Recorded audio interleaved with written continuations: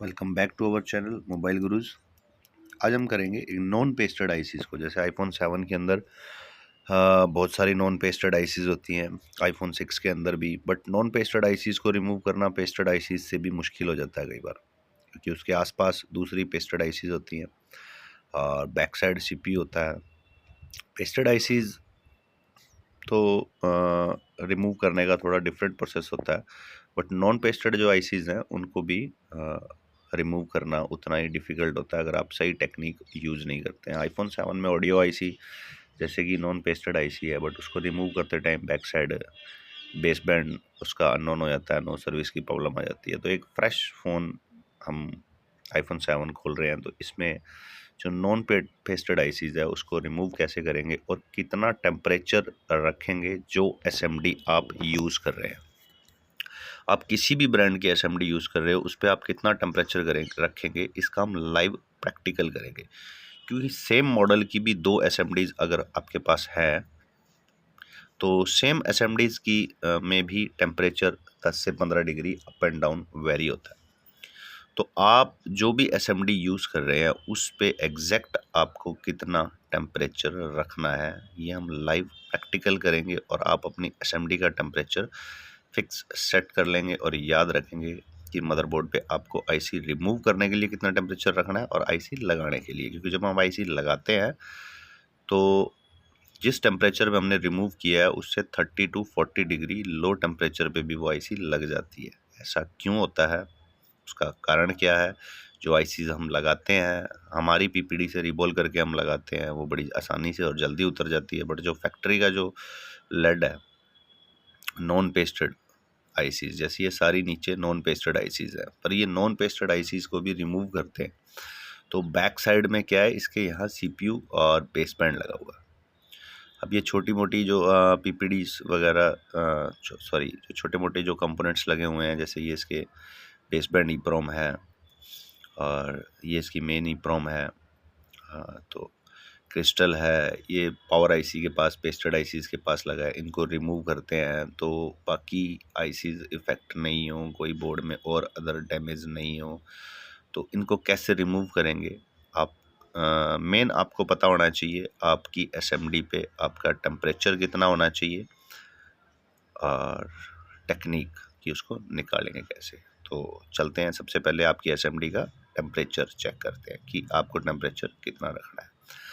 तो हम मदरबोर्ड की बजाय सबसे पहले पीसीबी स्टैंड पे 183 डिग्री पीपीडी लेंगे, जो हम आईसी रिबॉल करने के लिए 183 डिग्री पीपीडी रखते हैं और हमारी एसएमडी से इसको मेल्ट करेंगे। आप ये चेक करेंगे कि आपकी एसएमडी इस पीपीडी को 10 सेकंड में मेल्ट करना चाहिए। जिस टेम्परेचर पे वो मेल्ट करती है, जैसे आप क्विक 857 DW यूज़ कर रहे हैं तो 183 डिग्री टेम्परेचर रख के उस पर इसको चेक करेंगे और 5-5 डिग्री उसको इंक्रीज़ करते रहेंगे, क्योंकि वेदर भी डिपेंड करता है। और जैसे अब ये टेम्परेचर है तो मेरी एसएमडी पे अगर मैं क्विक 857 DW पे चेक कर रहा हूँ तो ये 190 पे मेल्ट कर रही है।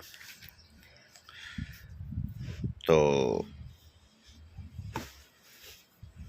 आप जो एसएमडी यूज़ कर रहे हैं उस पर आप चेक करेंगे कि आपकी एसएमडी पे वो किस टेम्परेचर पे मेल्ट हो रहा है। तो नेक्स्ट स्टेप हम क्या करेंगे, अब सेम पीपीडी 183 डिग्री हम थोड़ी सी हमारे मदरबोर्ड पे लेंगे। यहाँ हम ये लाइव प्रैक्टिकल चेक करेंगे कि एक पीपीडी सरफेस चेंज हो जाने से हीट का कितना वेरिएशन हो जाता है। यानी एक पीपीडी को आप मदरबोर्ड की बजाय अदर किसी सरफेस पे मेल्ट करते हैं तो वो 190 डिग्री पे भी मेल्ट हो रही है, बट जब आप मदरबोर्ड पे करेंगे कि ये 190 डिग्री पे मेल्ट नहीं होगी। सिर्फ हमने सरफेस चेंज किया है। पहले हमने जो पीपीडी मेल्ट की वो हमने पीसीबी स्टैंड पे रखी या अदर किसी सरफेस पे आप रख सकते हैं। अब जो हमने पीपीडी ली है वो हमने मदरबोर्ड पे ली है। तो मदरबोर्ड पे आप देख सकते हैं 190 पे हम इसको कर रहे हैं मेल्ट, तो ये मेल्ट नहीं हो रही है, बिल्कुल भी मेल्ट नहीं हो रही है, कोई इस पर इफ़ेक्ट नहीं हो रहा है। बट इसी पीपीडी को हम दोबारा से लाइव दोनों जगह हमने बराबर रख लिए, तो जो पीसीबी स्टैंड पे जो पीपीडी है वो मेल्ट हो रही है, बट सेम पीपीडी मदरबोर्ड पे रख के मेल्ट कर रहे हैं तो कोई इफ़ेक्ट नहीं है, मेल्ट नहीं हो रही है। इसका कारण क्या है? तो जो हमारा डिफरेंट जो मदरबोर्ड होते हैं वो मदरबोर्ड हीट कंज्यूम करते हैं। तो जब आप मदरबोर्ड पे काम करेंगे तो मदरबोर्ड का और बाकी सरफेस से डिफरेंस आ जाता है टेम्परेचर का।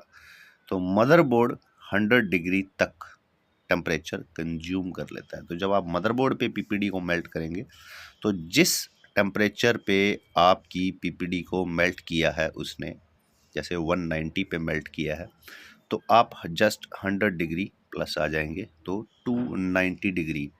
तो अगर हम 183 डिग्री पीपीडी से काम कर रहे हैं हमारे मदरबोर्ड पे, तो 190 से सीधा 290 हो जाएगा। तो आप 290 आपके लिए बिल्कुल सेफ टेम्परेचर रहेगा एक मदरबोर्ड पे काम करने के लिए। तो आपकी एसएमडी से मान लो आपने टेम्परेचर चेक किया, तो आपकी एसएमडी से मान लो 200 पे अगर वो मेल्ट हुआ है।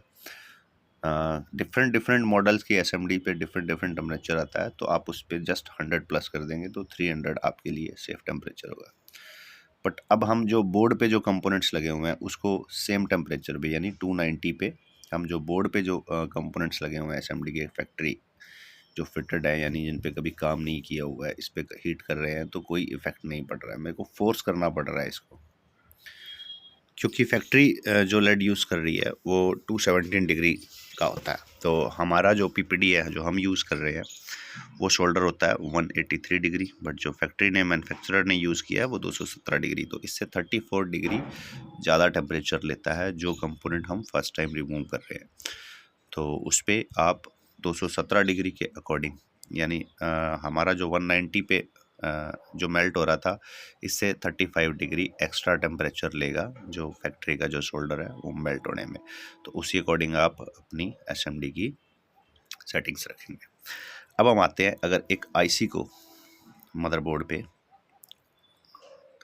जो फर्स्ट टाइम एक आईसी अगर हम रिमूव करते हैं तो उसको हम कैसे निकालेंगे, सेफ वे क्या है। तो उसके लिए आपको एक चाहिए एक परफेक्ट ट्वीज़र, जिस ट्वीज़र से आप पकड़ के इस आईसी को पकड़ सके और बोर्ड को हवा में आईसी से पकड़ के ही हवा में थोड़ा सा लिफ्ट कर सके, ऐसे उठा सके।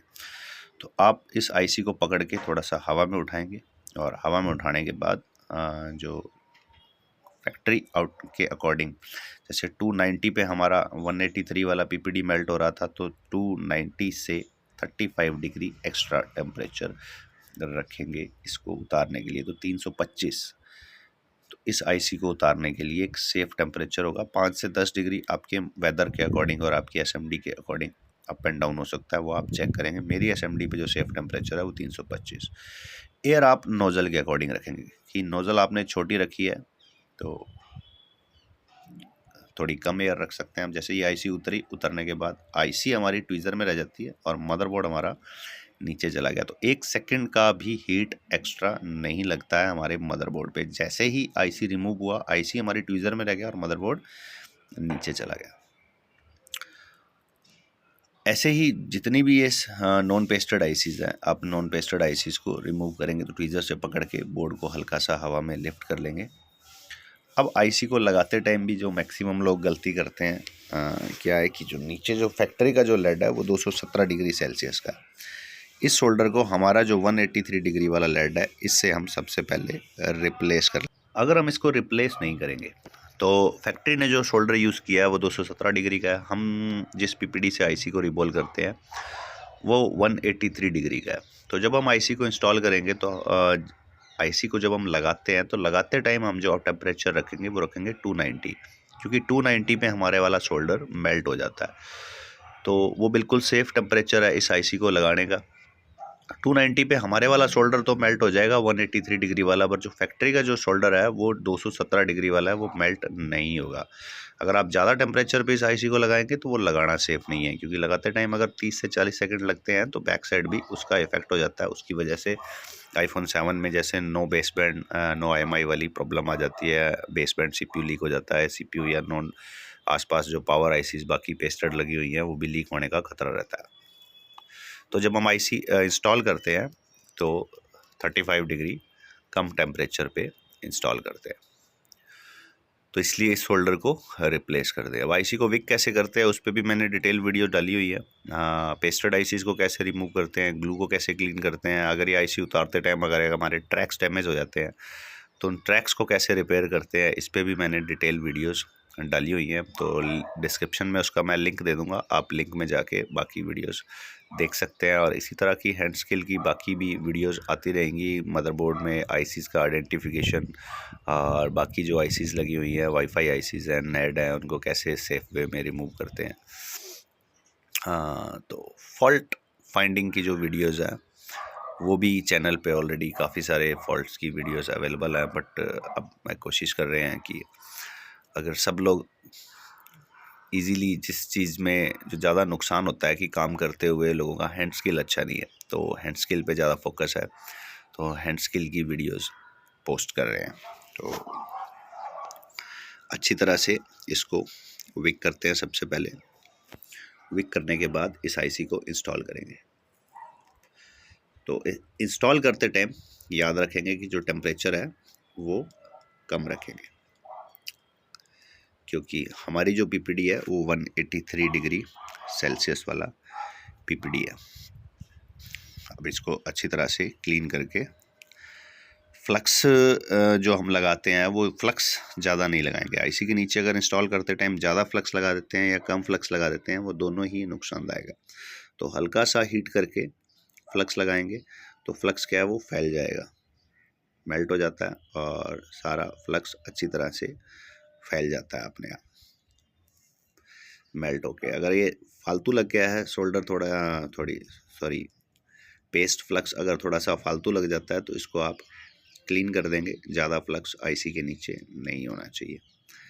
अब हम इस आईसी को प्लेस करके आईसी लगा देंगे। तो ये आईसी जब आप रिपोल करिए, वही आईसी जब लगाएंगे तो ये 290 पे ही लग जाएगा। तो उम्मीद है इस वीडियो को देखने के बाद जो नॉन पेस्टेड आईसीज़ हैं उनको आप इजीली रिमूव कर पाएंगे। बट बहुत से लोग क्या है कि वीडियो देखते हैं तो उसके बाद प्रैक्टिस नहीं करते हैं, देख के एक ही आईसी में सोचते हैं कि सर पहली आईसी ही परफेक्ट लग जाए। तो कभी भी आप एक ही आईसी लगा के परफेक्ट नहीं होंगे। अगर आप परफेक्ट चाहते हैं तो प्रैक्टिस करें। जब आप 30 से 40 आईसीज़ एक मदरबोर्ड में उतार के क्लीन करके रिमूव करके उसको वापस इंस्टॉल करके लगा लेंगे तो ये आईसीज़ लगाना आपके लिए बिल्कुल, पहली बार जब आप आईसी लगाएंगे तो हो सकता है आपको आधा घंटा लगे, 1 घंटा लगे, बट जब आप 20, 25, 30 आईसीज़ लगा लेंगे तो ये आईसीज़ लगाना आपके लिए 10 मिनट का काम होगा। तो practice makes a man perfect. तो जितनी ज़्यादा प्रैक्टिस करेंगे उतना ज़्यादा आपका हैंड स्किल अच्छा होगा। हैंड स्किल को इम्प्रूव करने का एक ही तरीका है, प्रैक्टिस।